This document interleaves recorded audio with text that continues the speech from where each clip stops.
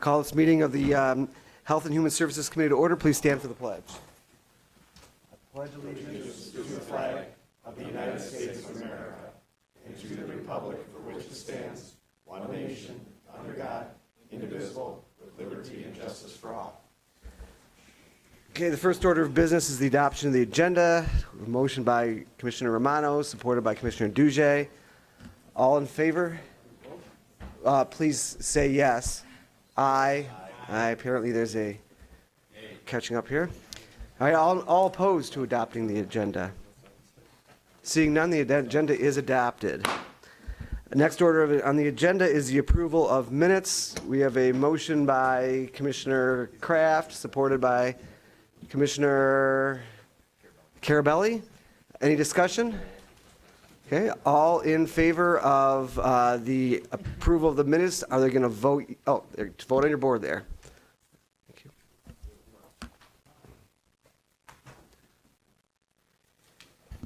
The minutes are adopted.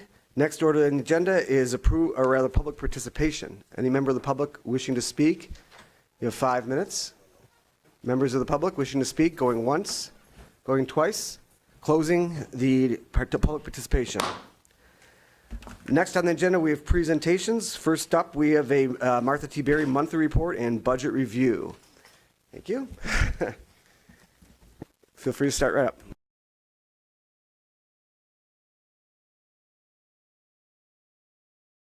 I thought it was on. I turned it off. My apologies. You probably want me to turn it off after we're done, but the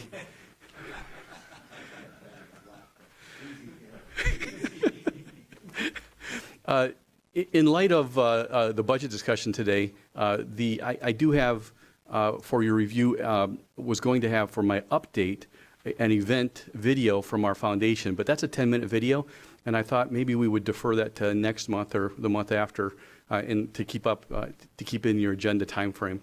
It looks like your agenda is pretty full today, so with your permission, I'll wait on the video, which is awesome, but 10 minutes. So let's get right to the budget discussion. In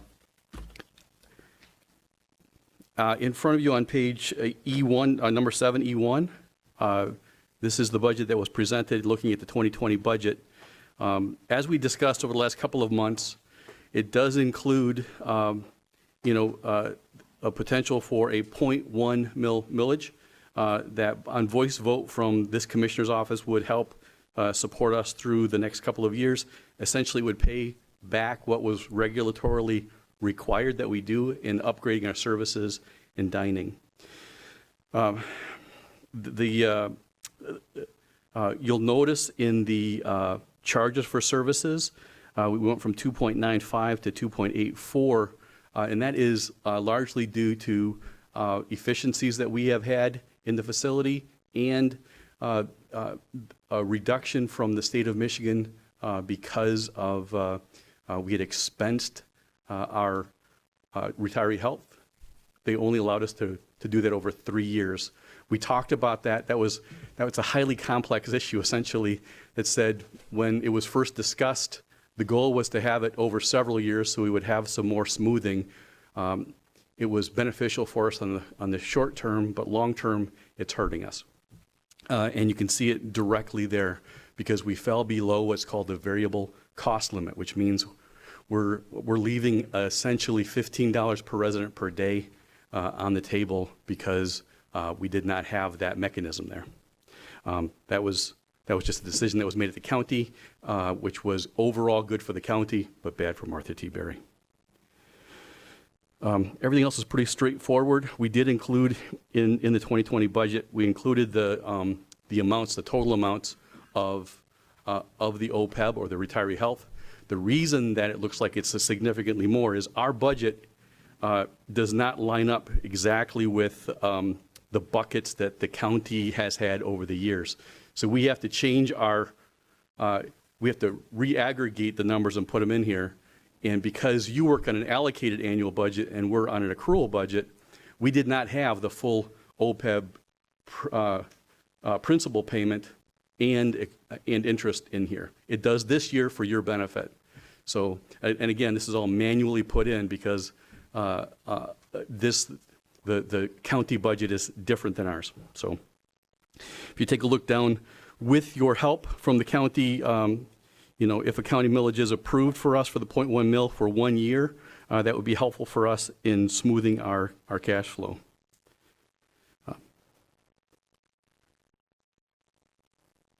That's all I have. Okay, Kevin, thank you very much. I have no speakers on the agenda. Does anybody have a question? Okay, we'll start with Commissioner Kleinfeld, and then we'll...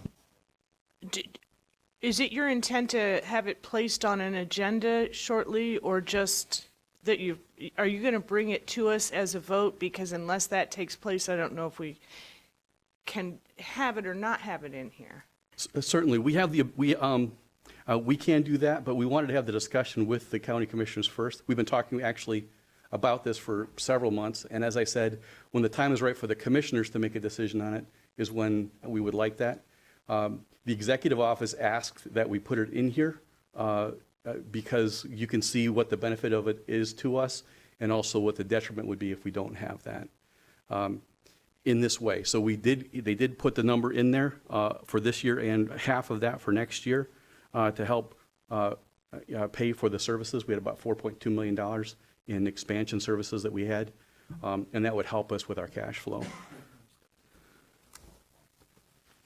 Commissioner, what the intent would be is to include that in the appropriations ordinance as and it's not in there in the draft, but in the section where we spell out the general operating millage and the veterans millage, we'd also have a clause in there to include this 1/10 of a mil in the appropriation ordinance itself. So it wouldn't have to come before you necessarily as a separate motion. Oh, we wouldn't have to vote separately on it as long as we adopt it in the budget? That's one of the reasons I asked, because I was worried about it. It's just like the general property tax. You would put it in the 4.492.5 If we adopted mils. the budget and then commissioners found out after the fact. Right. I would Okay, say it would be thank you more for- appropriate in the appropriations Thank ordinance. you for clarifying that. Important clarification. Thank you. Commissioner Haw. Thank you, Mr. Chair. Yesterday, Kevin, a few of us, myself, Commissioner Gillette, Commissioner Leonetti, and Commissioner Brown met with County Treasurer Larry Roca. And in the process of the conversation, and I don't know if this was before your tenure or during or after, he had indicated that his office had offered to handle investment monies generated through Martha T., which would have gained, I thought he said double, if not triple, the amount of interest monies from the amounts of monies generated that would have been available to Martha T. Could you elaborate of whether or not that's still the practice, or has the practice changed, or why that decision was made? There was actually a decision made to go ahead with it, but then when we started looking at the cash forecasting and what that meant last year, July of 18, we recognized that we were going to need that money for operations. So we didn't, at the time we thought we would have, when the money first came in, we thought we'd have enough money to be able to set aside and just leave set for a while. But now we're down to about $2.3 million in our operating account. And I need, just like you, I need to have a certain margin to be able to work with, and it can't get below that. So if we can do a sweeps account moving forward, we'd be happy to do that. But we put it on hold when we saw we were going to have some of the cash flow issues. And it would have been, instead of the $1,000 that we got in interest, it would have been $3,000. So, yep, that is $2,000 more, but it didn't hit the bigger issue. Has that been the policy since the JOA went into effect, or? No, that was just something that Treasurer Roca had brought to our attention. We thought it was a good idea. He, last year, June or July, came in front of our board to discuss that, and we thought it was a positive idea as soon as we figured out what the cash flow would be, that we could set some of those dollars aside. And that's when we started, it was about that same time that we were able to actually start being proactive rather than reactive. The first couple of years here was trying to straighten things out and figure out where the money was. by God's grace, we got a large dollar amount in from, from the bond in one fell swoop, but it quickly was going away because of having to pay that 1.3 million back every year. So, Thank you. Thank you, Mr. Chair. Thank you, Commissioner. Commissioner Leonetti. Thank you, Mr. Chair. Sorry. Kevin, let's assume that the millage doesn't go through, okay? If this doesn't get passed as part of the ordinance, what do you need? What's the bottom line that you need in order to, because I understand the problem you have is because you don't have a minimum amount that you can have in a reserve fund. Is that part of the problem? well, we don't have covenants per se. I know that you have an ordinance that requires a certain dollar amount, but I have, from an operation standpoint, like any business has, a need to have a certain amount in for cushion in case for issues. We have about 2.2 million monthly that we have in expenses, and that's absolutely what I would like to have as a minimum amount in my operating checking account. So what happens is a couple times a year we pay a portion of the OPEB or the retiree health, and then we pay the big chunk at the end of the year, and that just has chipped away at that. We have the cash, but if we pay that this year, the second installment, which we can't, that'll take us to about 1.5 million, which is essentially 2 payrolls and change. So we would like to have just work however you would like to. The deferment would be the best for us to say, hey, let's just put it on the back end.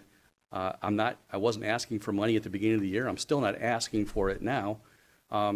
It is, but recognizing that this is overall a county debt that I believe that we can manage once we get the front of the house paid off. Okay. So the deferment would be great, but that does mean that the county would pay the 1.3 every year for the next 3 years while we work through that. I could bring $300,000 to it without hurting us too bad each year. So if the county pays $1 million each year for 3 years, then I bring the $300,000. That does strap our cash, but it is possible that I could do that. And I think that would also show good faith effort, because I'm not trying to wiggle out from underneath this, but there is a recognition that OPEB was a real thing, and yes, the bond had a good short-term benefit, but it added $7 million in debt to Martha T. Berry. So, And I think you've presented your deferment solution or option in writing to us before. Yes. Is that correct? Yeah, Yes. you have. Yeah. So we have that on the record. right. Okay. And you also have the dollar amounts of what it would be on record. I had a presentation that showed what the numbers look like. The idea of the millage was a late one when everything else just wasn't, there was no traction on anything, because it is the simplest solution that helps us really move forward positively. And it's my hope that the commissioners still approve this through the ordinance. And thanks, Steve, for that. I was not aware of that process, so I thought that maybe you did have to do a voice vote on it. But inside the millage on the overall budget, that could work. Okay. Did I answer your question? You did. You answered them very well. Steve, one question for you. On a homeowner, this millage proposal, I mean, how much is it going to, what's it going to show on their tax roll, when they get their tax bill? $10 on a property that has a taxable value of $100,000. Okay. All right. Thank you. All right. Thank you, Mr. Chair. Thank you, Commissioner. Commissioner Carabelli. Thank you, Mr. Chair. Thank you. Couple of questions. What is your long-term debt that you have now that you're liable for? It is, we have 3 years left on the front of the house bond. And then we have our pension, which I think is fully funded right now. Is that correct? So we don't have any current on that, but depending on how the market goes, we might have additional on that. I don't have any long-term on that, but we know actuarially from year to year. For 2020, we have no payment for our pension. OPEB is the biggest one. That is 16 years left, 17 years left, at 1.3 a year. So other than that, that's what we have. So I do have a two-copier lease for 5 years. okay. Your business plan, what percent as a smooth factor the last 3 years have you had with, how many beds do you have again? We can serve up to 217 residents. Okay, and what's your smooth factor for the last 3 years of filling those beds? When you call a smooth factor, So each year, if you have 217 beds, 1 year you have 190 as an average, 1 year you have 200, 1 year you have okay, you're 140. asking what our average census is? Is that your smooth factor? Yes. Okay, it is, our census, we budget for 205. We were at 207 last year, and right now we're currently at 209. Year to date, today we're at 213. So we're at 97% full right now. Okay, and you think that how many years were you asking? 3 years. And how much dollars and cents was that again? 1.3 for 3 is $4.2 million. Okay, so you're saying that after 3 years, you don't need to borrow any money and you're going to be self-sufficient? What I'm saying is right now we have a cash flow issue because of. No, of I that. understand there's an issue. Right. I'm trying to look long-term, 10 years from now. Right. Because the deal was, back in the day when this JOA or whatever it was, that $0 were coming out of the county coffers again to subsidize this. Right. Okay? I was here when that took place. Sure. And it was millions going into it to subsidize it. Yeah, up to 5, from what I understand, Yes. on a budget of $20 And we were million. guaranteed that this would never happen again. Right. And I'm looking long-term now down the road. Oh, yeah. So if I go, you're saying in 3 years, you don't need to borrow any money. You'll have to start paying back whatever money it is, or however you end up getting it. But what's the next capital project that's going to happen? I'm looking at a business plan saying, okay, I got a hiccup right now, and you need this money. Well, who's to say you're not going to have a hiccup in another 5 years, and you're going to need more money? The whole purpose of this is so that it didn't have to come from the taxpayers to subsidize Martha T. Berry. Sure. Nothing personal against you or anybody that works there or uses the facility. Right. It was supposed to be self-sufficient. Sure, and I But understand the What's going to logic. happen on the next improvement you need, and you don't have the funds to do it? You see what I'm saying? I'm trying I to do. look long-term, and I don't see this as being a positive long-term outlook. So if you ask me to invest money personally into buying a stock, I would not want to invest in it. Does that make any sense, what I'm trying to say? Not that you guys aren't doing a good job. You're doing the best with what you have. Sure. And just right now, if some of these board members are inclined to do a mill, I personally not. I'd like to see what other options we could do. But with that said, I don't see a permanent, long-term solution of taking care of the underlying issue is that it's a building that's going to need additional funds, millions of fixing whatever goes next, and there's no money there to do it. Sure, that's a great concern, Commissioner Carabelli, and I'm glad you brought it up, because the answer to that will be determined by how the commissioners choose to work. Right now, we are focusing cash on repayment on legacy debt. That is stuff that's been decided through no fault of many people that are on this board, but decisions that were made over decades, and that still persist. Additionally, we're getting double dipped on the joint operating agreement, building use agreement, because if you're a landlord, as we had mentioned before, and you pay rent, or in my case, building use, and then the water heater goes out, you get the water heater fixed and you reduce your rent for that month. Well, I fixed the water heater and I still pay full rent. So I'm getting double dipped on that and have been since 2009, long before I got here. That's the agreement that's there. So the county, from the building perspective, has gotten far more than, because the building has been well maintained. And that's a huge focus for me, is that we keep a well-maintained facility. So the answer on the long-term solution will be based on the decision that the commissioners make. If the commissioners say, Again, let me finish yeah, it, but because let me it's important that you know stop it. Before I forget, water heater, a couple $1,000s. Listen, some other things, a few thousand, wait a minute, and I know it adds up. We're not talking the $1.3, $4.2 million for the next 3 years. $130,000 for our boilers. $130,000 for our boilers. Okay. $44,000 for a valve to bring the water in. So the number and scale that we have is significantly higher than you could conceive at your own home, and I get that. But what I am saying is, what happens is we need to develop a sinking fund for that, and we can fund depreciation if we're not funding legacy debt in this way. So if we get that money in here, we can immediately start funding legacy debt. If we get a loan, then I have to pay that loan back, plus continuing on with the legacy debt in the front of the house and the back of the house. If I have a deferment, I can once we have that paid off, I can begin a smaller amount of rebuilding cash for that through funding depreciation. And I know it's kind of a complex issue, but I have to be able to have the cash to put in it to meet, so both you and I have the same expectation. My job is sustainability there. But if we don't get any assistance on it here in any way, then the answer is I have no long-term solution until we pay off the front of the house. So I won't be able to start building cash until 2024. Okay, and again, you weren't here in the beginning. Right. And the agreement was, any board members who were here, is that this is the deal and there's no extra dollars coming from the county. I understand that. But did you also say, but we also won't indebt you more? Instead, we got $7 million more. So it looked like there wasn't, it seems like there's one that's absolute and the other one's kind of as it goes. So we got $7 million more in debt. Now, there's reasons for it, and I'm not here to place the blame. What I am asking for is, does this commission have, as a focus, a mission of caring for the seniors in this community through the Martha T. Berry Medical Care Facility? This is not a political issue. It's not a millage issue. It's a care issue.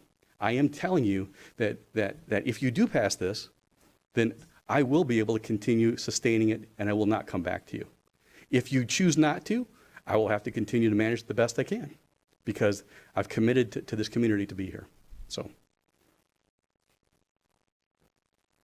Thank you, Commissioner. Commissioner Kleinfeld? Thank you.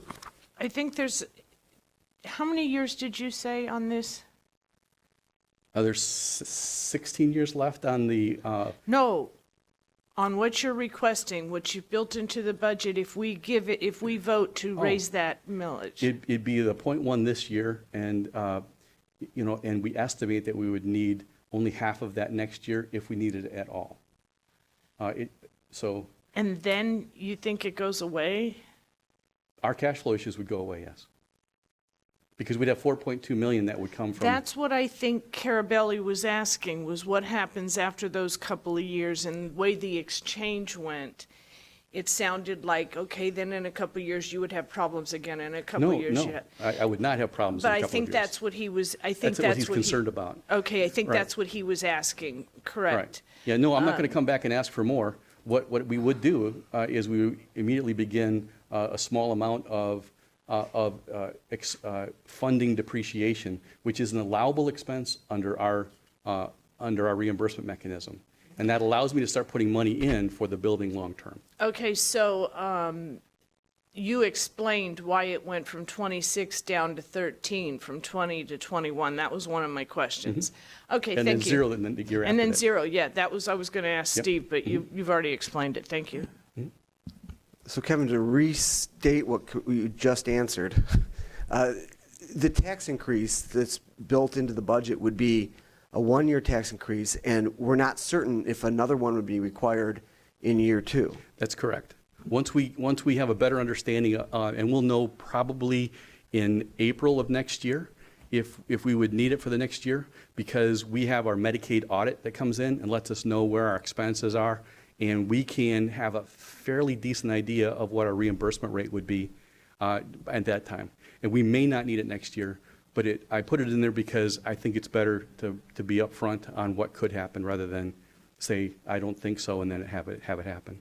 And if this board decided not to raise the tax rate and instead lend money, that money would be repaid back to the county over whatever period of years in the arrangement. Mhm. But there'd be no repayment back to the taxpayers if we put a tax increase in. It's just gone, essentially. Okay, and Steve, just to re-clarify, one vote, if we vote on this budget as presented, we're also voting for that tax increase, correct? As long as that millage is spelled out in the appropriations ordinance. That's interesting. I thought this was a spending, document or vote, but you're saying it's a spending and Appropriations revenue as ordinance well. includes that clause where you spell out various millages, Gotcha. so we can spell that out in there as a separate item. Okay, thank you for that clarification. Commissioner Ha? Thanks, Mr. Chairman. Part of the question I was going to ask of Steve, you just asked, but Steve, I'm going to follow up on that. Is that normal budgeting protocol to build in a millage amount prior to it even being approved? It looks funny. How's that? Well, we build in the operating millage that way as well. So I would say yes. So you put in what your spending plan is, and then you included in that appropriation ordinance would be the funding mechanisms for that spending plan. So I would say that that's not unusual. That's not unusual. No. Because we had a debt millage in the past, we have an operating millage, a veterans millage. But Now we- this one, Not to interrupt, but we do that separately. We vote on the millage rate for the county separately. We don't do everything in one ordinance. yeah, it's normally. all in the appropriations ordinance. Oh, I thought we annually voted on our tax rate as well. It's all in the appropriations ordinance. All righty. I said I was following up on your question. I didn't say take over mine. Please continue, Commissioner Hawk. Thank you. It shows recommended 2020 of 2.6, 2021 is 1.3. Because it's half the rate. So a tenth of a mil in 2020 and 5/100ths of a mil in 2021. That gets us close to that $4 million or $4.2 million that they need to fund 3 years of OPEB payments, depending on tax values, or property values, I'm sorry. I'm very pleased to see Commissioner Brown walk in precisely at this moment, because the question you've answered 3 times, you're going to get the answer a 4th. If we vote yes on this budget, that would include this millage increase. In the appropriation, I can tell you the section. Well, you're explaining it for the 4th Yeah. time, but some are hearing it for the first. All the millage rates are spelled out, well, it depends on what happens with the ordinance, but there's a specific clause in the ordinance. It'll change, but anyway, it's section 6, page A7. And that's where the millage rates are spelled out. We need to add this if there's an appetite on part of the board to approve it. That language was inadvertently excluded from the draft. And to follow up again on, I'm doing this a lot lately, on Commissioner Droulette's question, in order to obtain a loan, we would require the approval of the board, the executive committee, and possibly the treasurer. Yes. Yes. So the board, the treasurer would have to approve, that money would, as I understand, the plan would be to advance money from the delinquent tax revolving fund. Well, that's not a plan anymore. Oh, it's not a plan, okay. Right, Yeah, I wasn't so going I'm not that aware way. of any other plans, so. Okay. Okay. Yeah, the executive would have to sign off on it ultimately. Okay, that's what I was trying to Because get to. if you're gonna appropriate money out of the general fund, I don't know if that's the plan, or, so if you know, Thank you. Thank you, Mr. Chair. Thank you. Commissioner Leonetti. You know, this is more of a statement, but it's a statement to the other commissioners. I mean, we're looking at this spreadsheet. I know the public can't see it, or the people who watch on YouTube, but, you know, in credit to Kevin and Martha T. Berry, look at the 2018 actual numbers that have been compiled. $29,682,801 in revenues, and his expenditures were $28,587,073. That's $1 million profit. I know he's got other expenditures because you got the legacy costs and stuff like that, but he's not operating here with a deficit. I mean, he is making a profit. Now, the year before he lost 220, but when you take 1 million and 220, you're still up about $800,000. I mean, he's doing what he was tasked to do, and we've heard the burdens that he's had. He's had to deal, like he said, he's like a tenant that has to pay for his own repairs. Okay? And that's because of the joint operating agreement that was signed. He also has some legacy costs that he was stuck with. So I see a department, it's not our department, but I see an organization that's attached to the county that's doing a very, very fine job with what has been given to that agency and the director who's running it. He's doing the very best that you can possibly do here. So it's more of a comment than a question. Appreciate Thank your you. kind words. Thank you. Thank you. Commissioner Brown.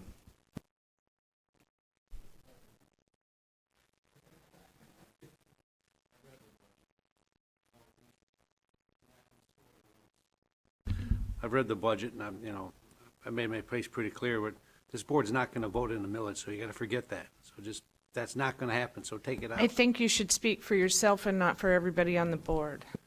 Okay, you advocate a tax, go right ahead. I personally will not advocate a tax to fund this facility. This facility is, there's short money because of legacy costs they caught, but it came in before you got to hear it. It's not, it's nothing you had to deal with. You've done a good job, as Commissioner Leonetti just said. Yeah, it's an operating facility. Fortunately, you got dealt some cards early on that you have to swallow. Granted, your board made mistakes putting on additions and spending $4 million when they probably should have thought a little bit more ahead about these legacy costs. But we can't do anything about it. That was a mistake. But regardless, we've got a facility over there that's employing a lot of people. How many employees? 350, And how many patients? 217. Okay. So hopefully we can find a way to bridge this gap. I don't have the answer. I thought we did, but that option's probably not going to happen, so. Okay. But one thing I will tell you is the solution doesn't come with a tax increase. That's not going to happen. Thank you. If I have anything to do with it. Thank And you. Mr. Chair, may I respond? Yes, Kevin. Commissioner Brown made a statement that my board made a mistake on $4.2 million in addition. As I shared in months prior, there was regulation that came out in 2012 that required us to move away from institutional type dining to where it would be that they could eat whenever they wanted to, and that includes tray service. It's actually in 42 CFR 483, if you want to take a look at it. We were required to make a change to where it's more resident-centered when they can eat when they want to. That required significant renovations. We didn't build a Taj Mahal. We didn't build anything other than something that was sustainable, that we could maintain easily, and that met the requirements. If you want to say anything that we might not do that was resident-centered but might have cost too much money, it would be the Celebration Center, which the residents and family members absolutely love, and that cost about $380,000 of that 4.2. So that would be the only thing that was not regulatorily required that we added on. It's been a huge benefit for our residents and family members as well as our staff. But that would be the only thing that I would say would have been discretionary in that entire budget.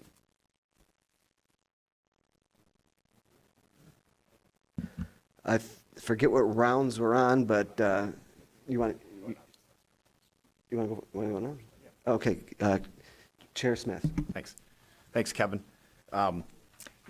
Just to piggyback onto what Commissioner Carabelli was asking, and I think at least what I was getting out of this is, have you done a long-term capital project survey? Have you looked at everything that you can look at based on all the new monies that you've had to spend in the last few years? You probably opened your eyes to a few more possibilities that might be coming in the future.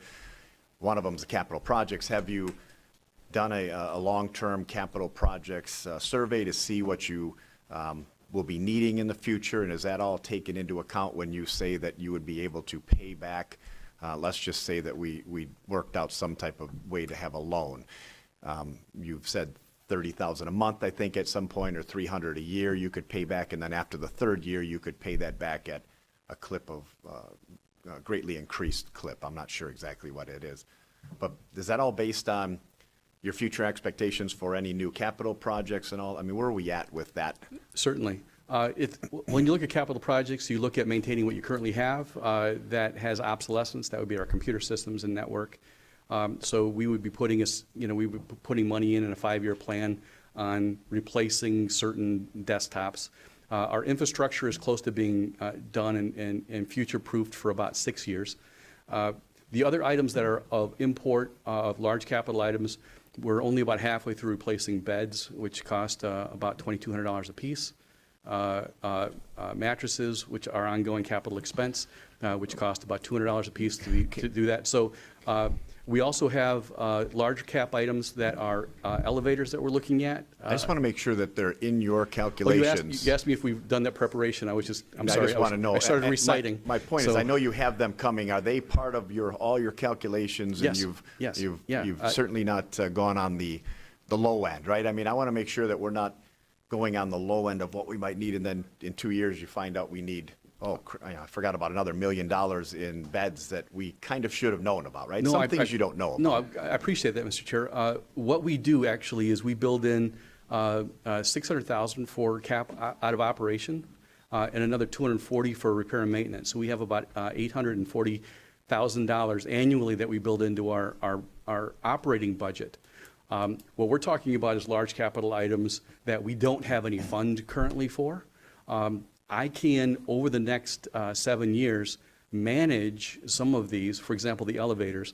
Those are pretty significant expenses, especially when a couple of them were built when the place was first built. So some of them still have the old Frankenstein switches in them, you know, to power them up, and you can hear it humming, you know, just like the movie. So some of those things do need to change, but we can do, again, it really is entirely dependent on the decisions that the commissioners make. I have a plan A, B, and C for it. I know what all we need to do, and if we are cash tight, I have one that we can go through. It's not optimal. As you say, it isn't, you know, that one is really, really tight, and we're making some things stretch that we would really like to have done earlier, but I can't guarantee that we can do it. You know, so if we get the loan coming through it, we'll be able to do a little bit more. And if the millage is approved, we won't skip a beat. Thank you. Okay, thank you, Mr. Chair. Next up, we have Commissioner Ha. Thanks again, Mr. Chair. Kevin, Commissioner Leonetti said it. Your passion, your commitment to make this work is just impressive as I've seen. The reality is you were dealt a bad deck, or there was a bad deck. I don't even know who dealt it anymore. But I've heard two commissioners, and I won't speak for everybody, but I've heard two commissioners already say we're not going to vote for a millage increase.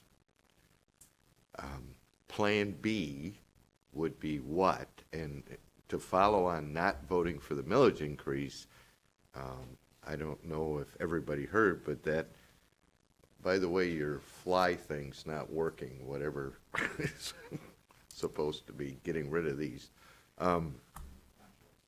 Yeah. Yeah, not yours, I wasn't going to check. No, you got enough issues. Plan B would be what? Because the statement made was with that in the budget. We already know two commissioners would be voting down the entire budget because of that commitment. So I know you've thought of Plan B, should that not be approved.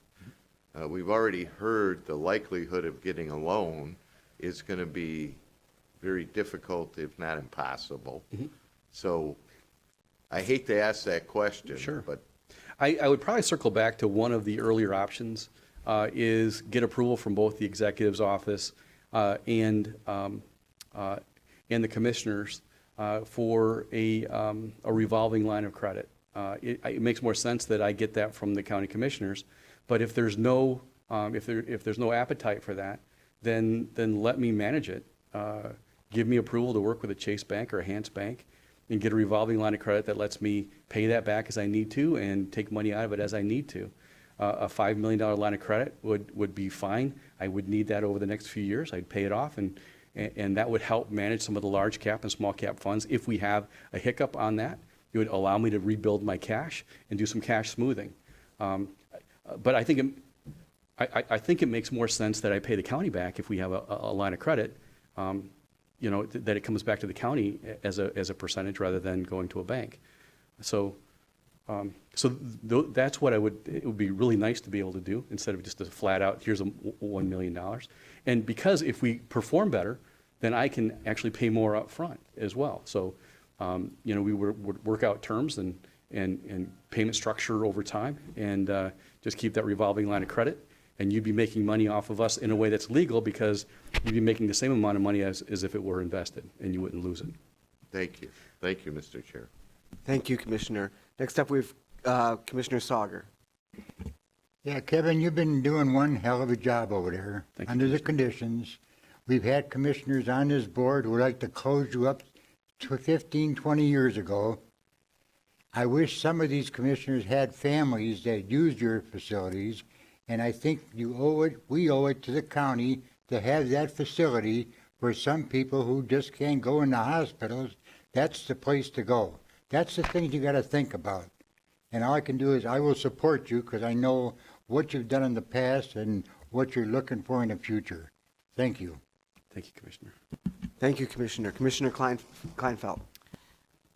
The reason I interjected when Commissioner Brown was speaking is we've become a commission that says no to any and all revenue. We don't even look at the need for it, why it's being asked for, the length of it. My goodness, this one is $10 one year and maybe $5 the next. And before he even gets out of the gate, commissioners are telling him, well, that's not going to fly, not going to happen here. And so we, as a body, seem to have adopted a stance that I didn't know everybody up here had. I'm asking commissioners, don't make a decision today to think about it. We are literally talking about a year, maybe 2 years, and he's saying he wouldn't need it after that. After the 911 thing, I just feel like we don't have a right as a body to be telling everybody else how they should do their job when we are throwing anything and everything in their way and doing that. I'm just asking everybody to please give it a consideration before the final adoption. Thank you. Thank you, Commissioner. I'm going to interject the comment that I don't know that we're a body that says no to all tax increases. I don't think we should be a body that says yes to all spending as well. So there's a balance there. But Commissioner Carabelli. Set a Thank you, precedent. Mr. Chairman. Set a precedent. Some great points that were brought up by the commissioner and everybody, and I'll touch on that real quick. We have a big millage that's going to be going out to the voters here for a jail. And either way, 911 is going to come back up to this body again. And at that time, I may be more in favor after we take care of the issue with the jail. So it's a timing issue. And a timing issue comes into, okay, it's only $20 a home or $30 a home a year. Well, at the same time, we're going to be asking for a millage for this jail. And I've said from day one, that's priority one for me, is to get that behind us, because that's going to be something that's going to hang around forever and ain't going nowhere. So at the end of the day, we're not a body of no. I vote each item individually on the merit. And knowing what's down the line, that what's going to be coming, is also a grave concern to myself as well. With that said, you answered a question before I had asked it about other funding sources, and you said privately you may have an opportunity to do that. I would like to hear what that would be, so I would suggest that you at least investigate that route to see what those options are, number one. Number two, I'm not that familiar with the state. Is there state opportunity to borrow money? Because I know the state lends money to a lot of municipalities for projects and different things. Have you looked at possibly going to the state to see if you can get a loan from them? I mean, there's a lot of options there, and I heard of two. I heard of one about the revolving fund. I think it's revolving fund was one option. The other option is a millage. I haven't heard anything else.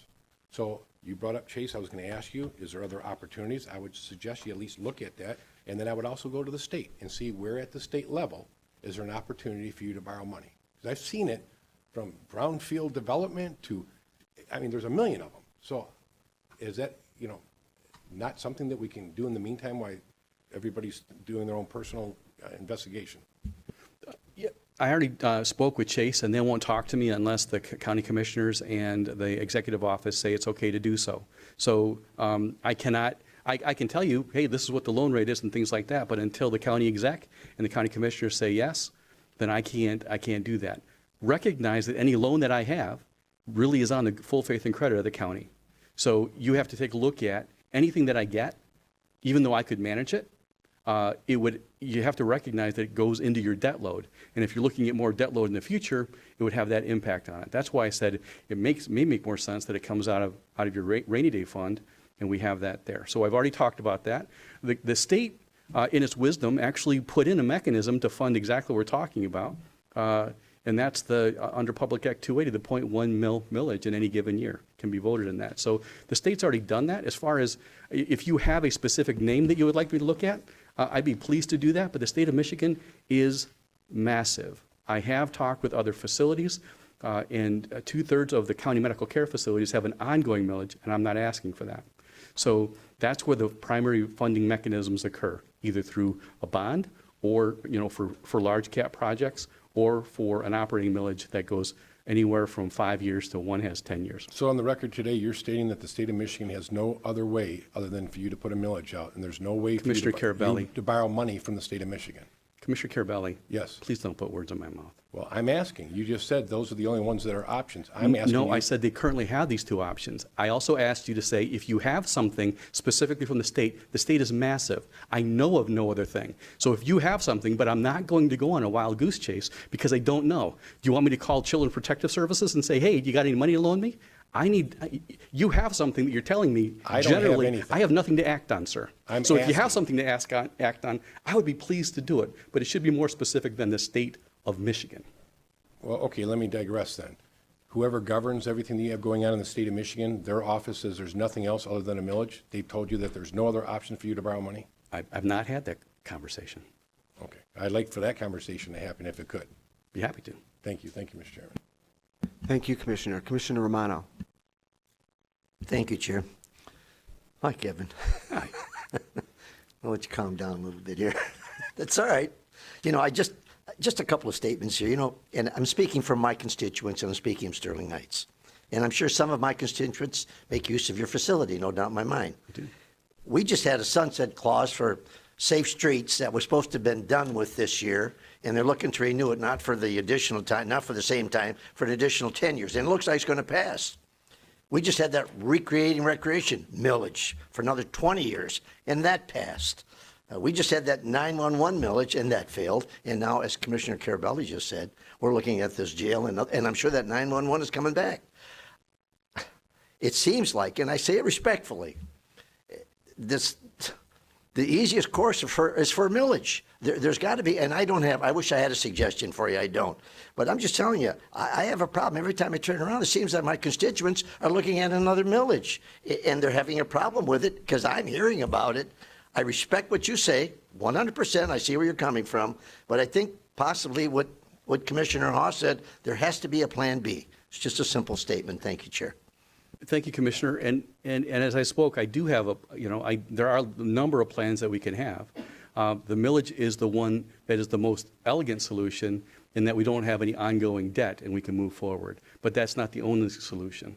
What we have are the options that's one, and then an external loan, which would require mutual agreement. We have an internal loan that would require internal agreement. We have deferment that would have the opportunity for that. You would have restructure, which we haven't talked about, restructure the OPEB payments for us temporarily. We could do that. We haven't talked about that. But all of that requires the executive office and the commissioners to come into an agreement. And I can't help in that as much as I would like to. Commissioner Romano, you neglected to mention the 1.9 mils in the March election for schools and the additional millage for the DIA extension, which was a one-time millage when it was presented to us in order to build their foundational grant during Detroit's bankruptcy that will be up for renewal. I have no other speakers, but I'm not sure we have a motion to receive and file. Could I please get a motion by Commissioner Leonetti, supported by Commissioner Sauger? Please vote.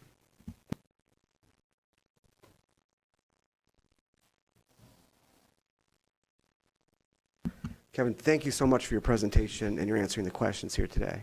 It's a great privilege to serve. Thank you. Thank you for the work Thank you do you. as well. Thank you. Okay, next up, we have Veteran Services third quarter report and budget review. Before we take that review, could I please have a motion to receive and file the review? Commissioner Romano, supported by Commissioner Kraft. Thank you very much. Or if you want to come on up and provide the review and the budget review. I'll start off with the review. All right. So this last quarter, I used some of our grant money for advertising, and I did put some tidbits of how successful it was. So in September, we ran a TV commercial on Comcast, and for a solid 2 weeks, because we ran out of time because we had to spend the money by 1 October. And our hits to our website went up 3,000 for 2 weeks. to our website, okay? Because IT can track how many hits to our website. Our phone calls, because we got the new county phone system, they can track every phone call coming in. And our phone calls for 2 weeks went up 150 calls. And all of our counselors, all 9 of us, was at training for 4 days on 1 week. And that was the week of Labor Day. So, I mean, it was a very short week for us. So if I get the opportunity to get more advertising money from the state in the grant, I'm definitely going to use it again because it was hugely successful. And for November, I'm running an ad in the CNG, free papers for veterans, and it's the week of Veterans Day, and they're highlighting a female veteran, and I took a 1-page ad to talk about benefits. So I'm going to track how many calls come in that week and see how well we do, because that's the freebie paper. So I want to just say I was grateful that I got it done in time before I ran out of spending money, and I couldn't believe how successful it was. We've done so many advertising events with, like 6-7 years ago at the movie theaters. We've done billboards, we've done newspaper ads, but we've never been able to track a good way of the response. And because we specifically put down our phone number and our website, we could track that now, thanks to IT changing and upgraded their systems. Okay, before we get in the budget review, just a quick question. You said 3,000 more hits. Is that 5% increase, a 300% increase, a 10% increase? I don't know how many you normally get.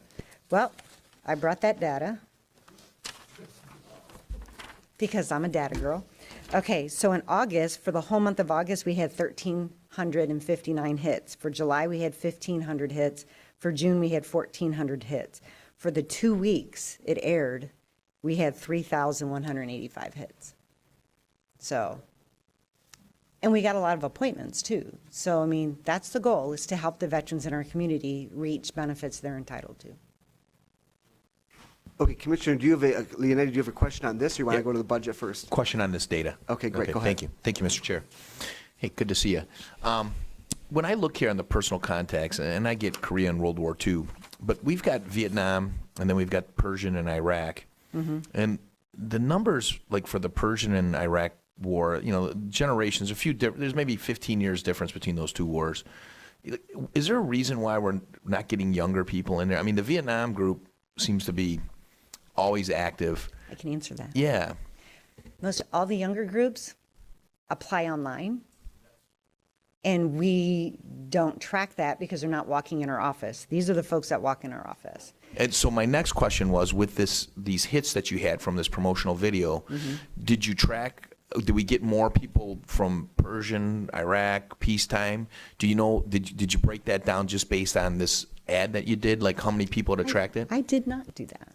That would have been cool to do, but I did not, because people who called during that week didn't necessarily make an appointment that week.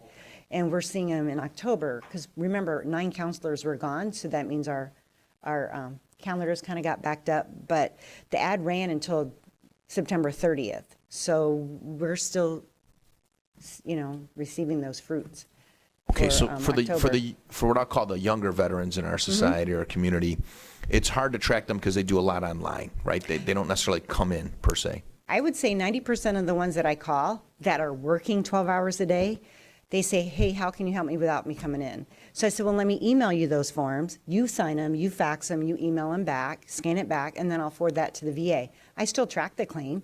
It's still going to come under, federal claims back pay, federal claims reoccurring. It's all going to fall under those dollars, but I didn't see that person walk in the door. So if you like, I can track phone calls and put how many phone calls we have on here. Might not be a bad idea. Just one of the concerns I have is, the outreach stuff is what I really like. I mean, I'm glad he took some grant money. We love grant money, right, Commissioner Romano? Using it for outreach is great, and that you got these number of hits. That's just great. I just get concerned that the young people don't know what's out there. It seems like a generational thing. But they do. Okay. Well, then maybe I'm mistaken. Okay. A lot of them do, because my generation, so I would say in the late 90s, in the 2000s, if they separated around the 2000 mark, 2000 to present, they had a great separation transition class that they had to sit through when they got out of the service. So it's a week-long class, And I sat through it. My option was to go to Wright-Patterson because I was Air Force. Some people go to Fort Knox. Some people go to Chicago. But if they're active duty, we're not talking Guard Reserve, but we're talking active duty personnel, they go for a week-long out processing. And they're learning resumes, they're learning jobs, they're doing their claim. And now, I would say in the last 7 years, the claims process is done for them as they're walking out the door. So 6 months before they get out, they're submitting their claims. So when they get out, they're getting money. Okay, so Which, then when wouldn't that be cool? Okay, so when I look at this data and I see like, Yeah. God, there's a lot of Vietnam, but then there's not that many Persian and Iraq. Mm-hmm. It's not because they don't know what's going on. It's just because the way we track it and the way it's reported on this. They Mm-hmm. don't come in; they do it online.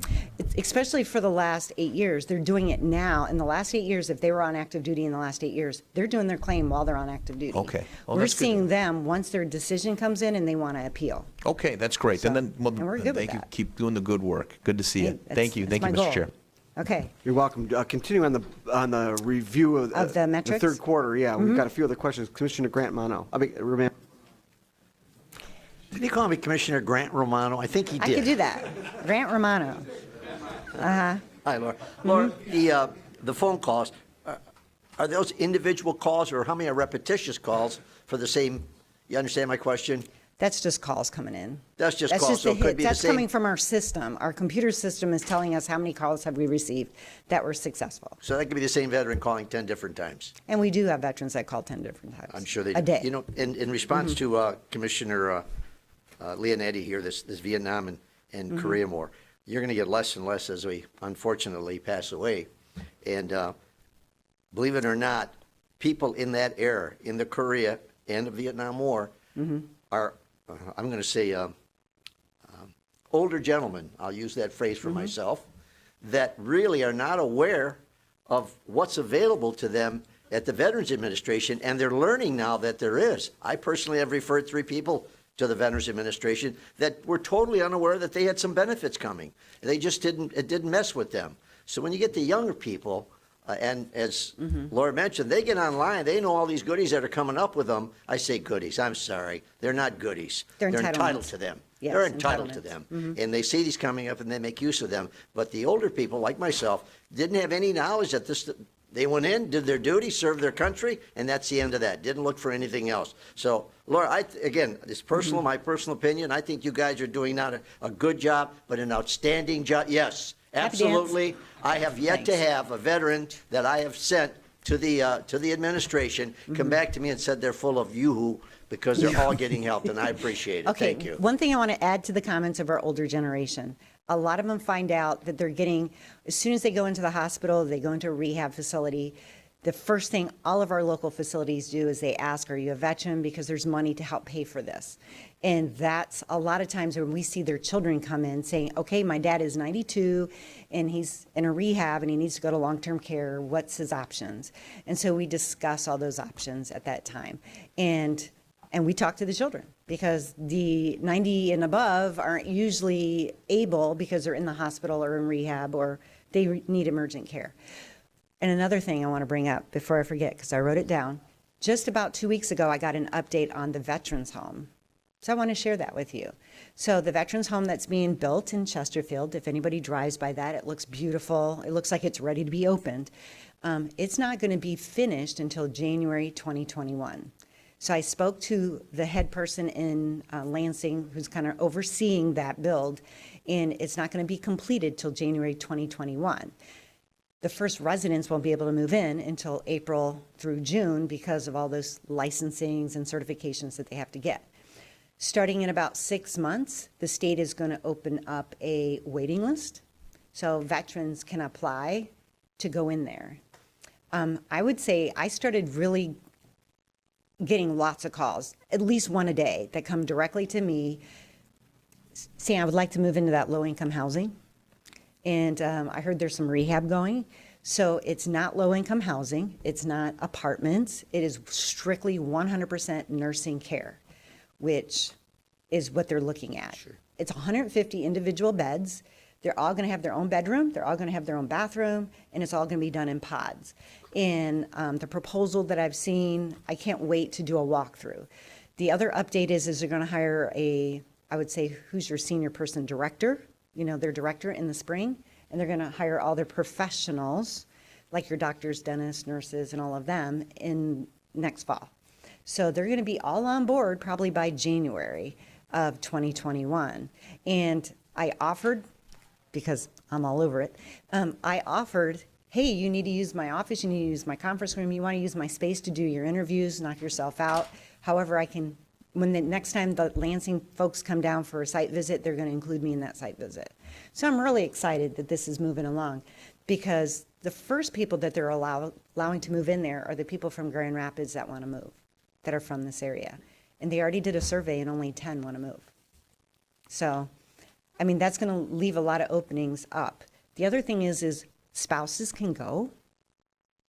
There's going to be limited space because that's how their grants are funded.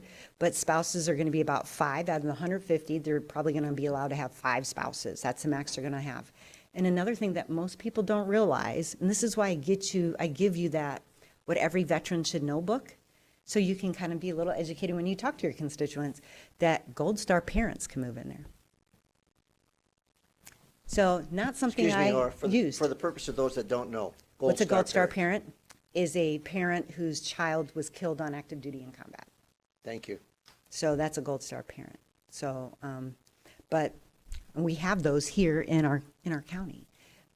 But they might not need the facility just now, but who would ever thought that they were entitled to that?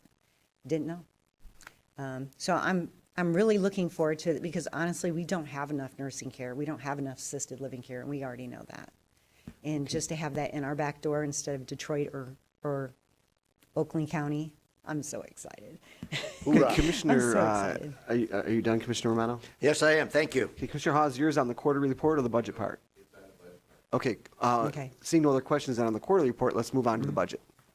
Oh, okay. So my budget status quo. Thank you. No, just kidding. One of the changes I did. So I got this great grant from MVAA.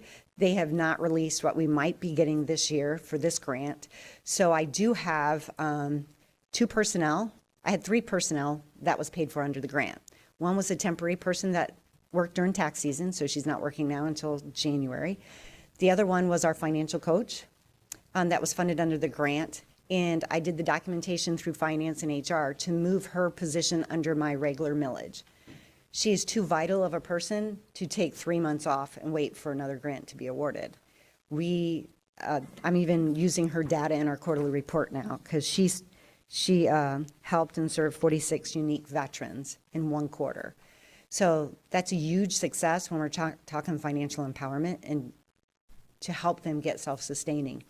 The other person is somebody who's scanning my documents. So I hired a part-time temp, and I'm converting that to a permanent part-time position that's going to be paid for under the millage. But in the meantime, until that, not the millage, the grant. But in the meantime, that's being funded for these next month or so until we find out what the budget is under my budget.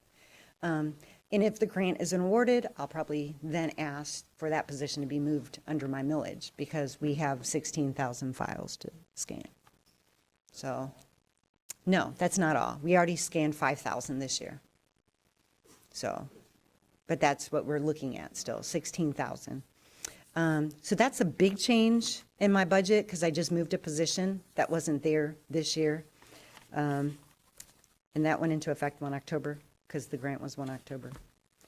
Any other questions on my budget? Well, we do have a couple people with questions. Commissioner Okay. Haw. Thank you, Mr. Chair. And first, let me say, Laura, ditto to everything Commissioner Romano said. Oh, thank You're doing you. a phenomenal job. I just have one question. In your budget, under revenues, it has intergovernmental. That's one of the first time I've seen that. For you or Steve, could somebody just explain what that is? See that? We had to Where go is that on my, because I have 2 budget reports, so I'm just trying to right think. under property taxes, our page 21. Oh, I don't have the same thing you're P21. looking at. So he does, hopefully. See that? We almost got a question you couldn't answer. That's the PPT reimbursement. Okay, thanks. Oh, Thanks, I knew. Mr. Chair. Oh, now what's PPT? Is that what we're asking? Okay, I wasn't going to ask. Okay. Any other questions? Is that, you done, Commissioner Haw? Yes, thank you. Okay. Certainly. Commissioner Sauger.